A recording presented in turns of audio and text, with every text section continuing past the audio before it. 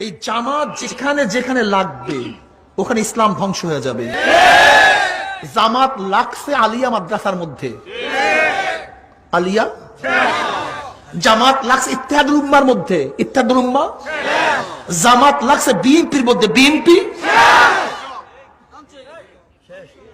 এই জামাতের প্রয়োজন যেখানে লাগবে সেটা ধ্বংস হয়ে যাবে,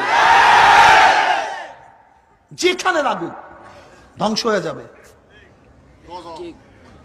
আল্লামা দারখাস্তি রহমাতুল্লাহ বলছেন, আল্লামা দারখাস্তি রহমাতুল্লাহ হাফিজুল হাদিস, যে হাফিজুল হাদিস 1 লক্ষের উপরে হাদিস মুখস্থ ছিল, আব্দুল্লাহ দারখাস্তি রহমাতুল্লাহ আলাইহি, তিনি বলেছেন যদি কোন দেশ যদি কমিউনিস্টরা দখল করে নেয় সেখানেও একদিন ইসলাম আসতে পারে, কিন্তু আল্লাহ না করুক কোন দেশ যদি জামাত দখল করে ফেলে কিয়ামতের আগ পর্যন্ত আর কোনদিন সেখানে ইসলাম আসবে না।